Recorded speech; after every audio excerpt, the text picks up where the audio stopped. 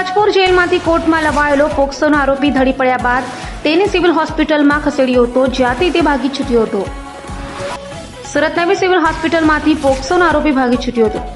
ચોક બજાર પોલીસે પોક્સોના ગુનામાં આરોપી શુભમ શર્માની ધરપકડ કરી હતી, જેની ધરપકડ બાદ તે રાજપુર જેલમાં હતો, જ્યાંથી તેને તારીખ પર કોર્ટમાં લવાયો હતો. તે સમયે તે ધડી પડતા તેને સારવાર માટે નવી સિવિલ હોસ્પિટલે ખસેડાયો હતો, જ્યાં પોલીસને ચકમો આપી આરોપી શુભમ શર્મા ભાગી છૂટ્યો હતો. હાલ તો ખટોદરા અને ક્રાઇમ બ્રાન્ચની ટીમે આરોપીની શોધખોળ હાથ ધરી છે. આજ રોજ રાજપુર જેલ ખાતેથી સુરતની સેશન કોર્ટ ખાતે શુભમ શર્મા નામના આરોપી પોક્સોનો છે. ચોક બજાર પોસ્ટિંગમાં પોક્સોનો ગુનો દાખલ. આરોપીને કોર્ટમાં પ્રોડક્શન દરમિયાન કોર્ટમાં જ્યારે પ્રોડક્ટ કર્યો ત્યારે એને કન્વર્ઝેશન ખેંચ આવવાથી કોર્ટમાં ફસરાઈ પડ્યો હતો. ત્યારબાદ જાપ્તાના પોલીસ કર્મચારીઓએ તેના ઇન્ચાર્જ દ્વારા 108 મારફતે અહીંયા સારવાર માટે ઇમરજન્સીમાં લાવેલા હતા. ઇમરજન્સી સારવાર ચાલતી હતી તે દરમિયાન એને બેડ ઉપર ઉતર્યો હતો. તે દરમિયાન પોલીસ જાપ્તાના માણસોની નજર ચૂકી અને બેડ ઉપરથી ભાગી ગયેલ છે.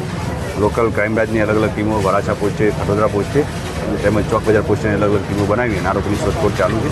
આગળની પોલીસ કાર્યવાહી ચાલુ. સર, આરોપી કયા ગુનામાં હતો અને કયા પોસ્ટેનો હતો? આરોપી ચોક બજાર પોસ્ટેના પોક્સોના ગુનાનો આરોપી છે. કાચા કામનો જેલ કસ્ટડીમાં હતો.